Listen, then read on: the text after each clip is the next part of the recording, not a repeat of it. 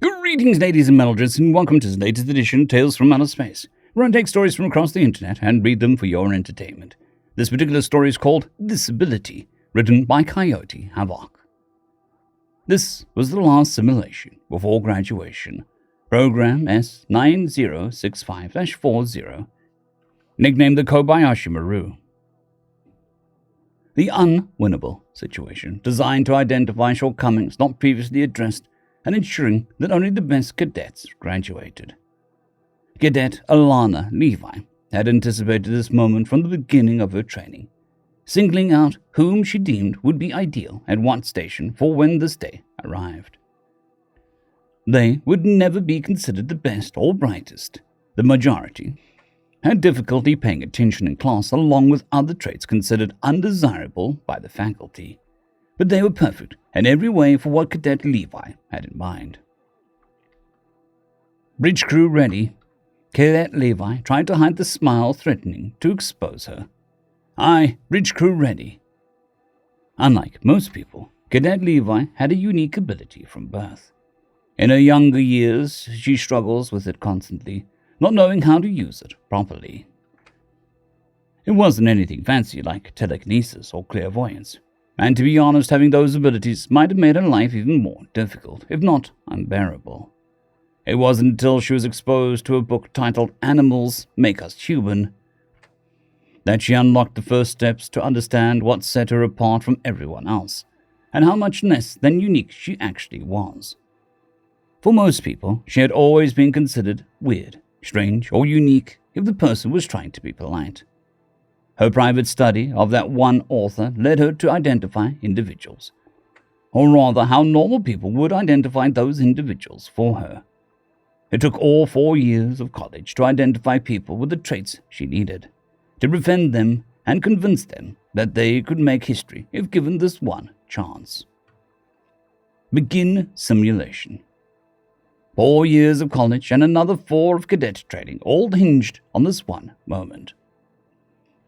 Distress call received from the UTS Heather Kuzmich, ma'am.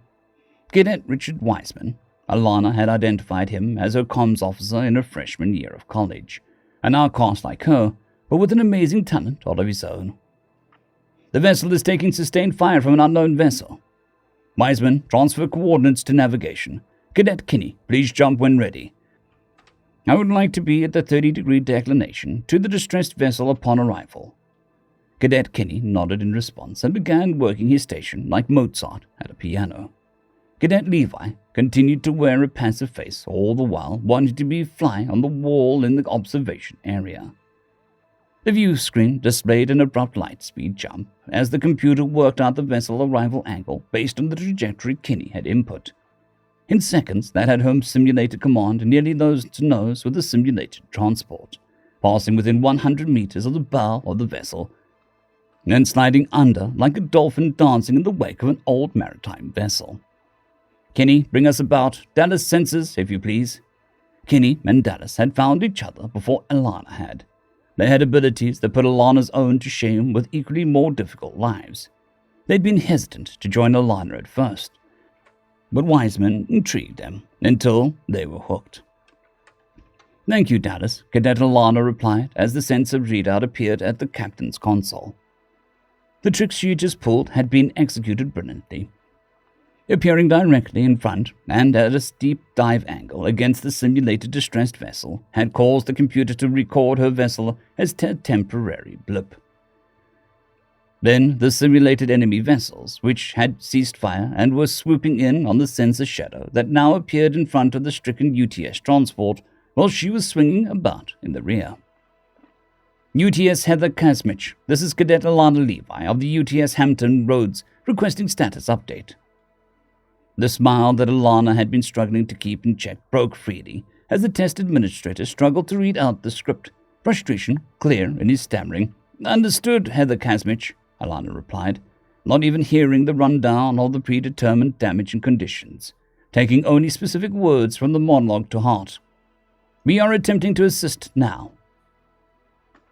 Cadet Jennifer Sutherland was up next, already reading the tactical display of the 2 unidentified vessels whose sole purpose was to destroy the Hampton Roads and had been programmed with the firepower to do so. Jennifer was the last piece in the puzzle Alana had carefully put together, having her own innate ability. The two had forged a bond that became friendship before becoming lovers for a year, but remained strong even after their affair. "Vessels have identified us and are firing," Jennifer said calmly. "Flak up, evasive maneuvers," Alana called, the excitement building in her heart. Nobody had made it this far in the simulation. No one had ever beaten the computer at this level. "Time to bring it home," Alana ordered. "Escape pods jettisoning from the Heather Kuzmich," Dallas called out. "Identify escape pods and differentiate from incoming missiles," Alana relied. "Recalculating flak, give me a manual control," Jennifer requested. "Computer, manual control to Weeps, Alana Levi, 12799 Fox Romeo," Alana replied. "Moving, 80 by 20 by 130, Weissman called. "Whenever you're ready, Jennifer," Alana called out. 300 contacts, 129 of them incoming fire, and 71 escape pods, but including the debris programmed to interfere with the calculations while conducting a roll.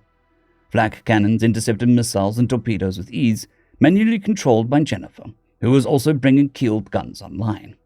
The Hampton Roads continued into the roll as the keeled guns opened up on each enemy vessel in turn as it corkscrewed between the two enemies, leaving shattered hull plates and atmosphere bleeding out of both vessels. "Bring us around again," Alana roared with delight before the screen went blank. "Status!" "Simulation end," filled the blank screens, and the doors to the simulation bridge opened to a screaming of the test administrator. "You cheated!" Alana swiveled in the command chair, her hands together but only touching the tips of her fingers. "How?" Alana asked, her tone sickeningly sweet. "I don't know how, but I'll find out before your tribunal," the administrator threatened. "I'll give you a hand then," Alana said slyly. "You see, Jennifer has severe ADHD, meaning that she can't pay attention in a classroom worth shit, but she can track up to 425 different targets simultaneously. Wiseman has dyslexia, auditory as well as visual, but it allows him to fill in the blanks on garbled transmissions such as the initial transmission of the simulation.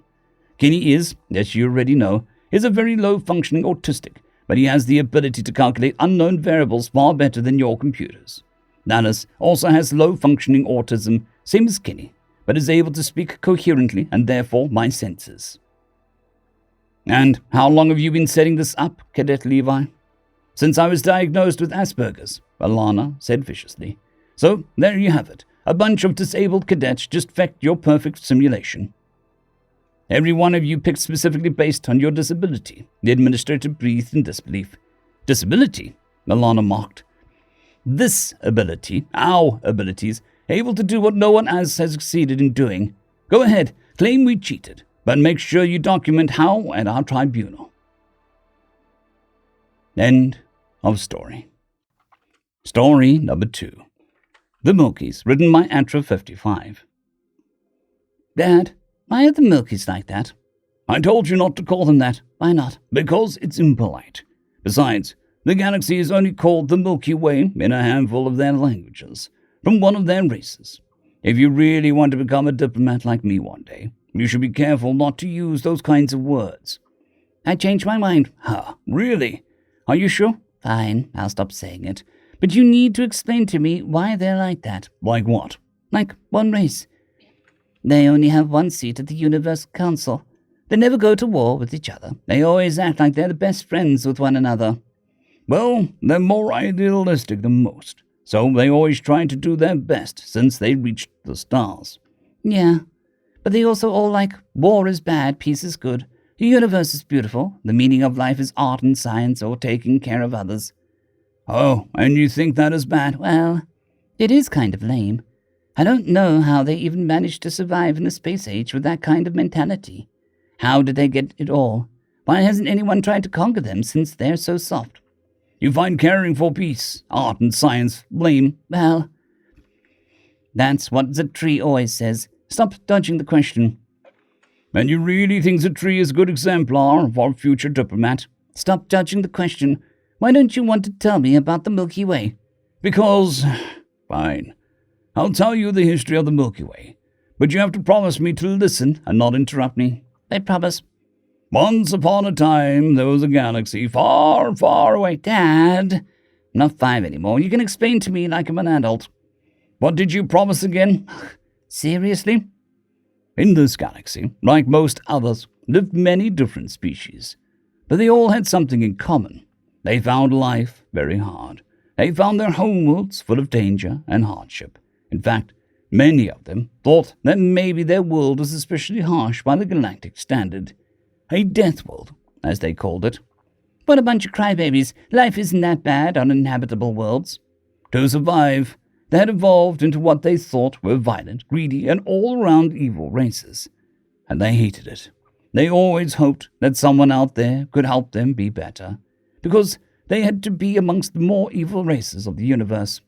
These guys are delusional. There's nothing wrong with wanting to secure resources for yourself. That's logical. But still, they progressed technologically, and soon some of them reached the stars. The humans were amongst the first to discover FTL, and that's why they act as the leaders of the Milky Way. As they explored this galaxy, they found out about each other. They soon realized that life was harsh everywhere, and so they took it as a fact of existence. I mean, yeah, what were they expecting? Since nobody could show them how to be better, they decided to do it themselves. They learned peace and harmony, studied beauty in art and nature, and discovered how to make their lives and the lives of others more tolerable. They built new garden-like worlds and museums of architecture. They gave up their petty squabbles and founded the Milky Way Galactic Federation. That's the dumbest people I've ever heard of. They're lucky there wasn't an ambitious species in their galaxy, or they would have been mercilessly enslaved long ago. Then, the Croisers discovered how to cross intergalactic space, and the whole universe was open to them. They found out not everyone was an idealist as them. Thank the Creator. Nowadays, they're still trying to improve themselves as well as others, and that's why they're one of the most active members in the Universal Council. That means I'll have to deal with them? That's nearly certain. Oh no. You don't have a high opinion of inhabitants of the Milky Way, do you? Well, I get why you'd want to be nice, but they sound like crybabies, unable to deal with the reality of life. Tell me, would you like to visit the Milky Way one day, based on what you say? It does sound like it's at least great for tourism, so yes? Well, I did, back before I met your mother. I was the assistant of the ambassador at the time, and we went there to sign a commercial deal. It was on a planet called Eden, which was considered one of the greatest successes of humans, and even in the entire galaxy at the time. Oh? And how was it? Horrible.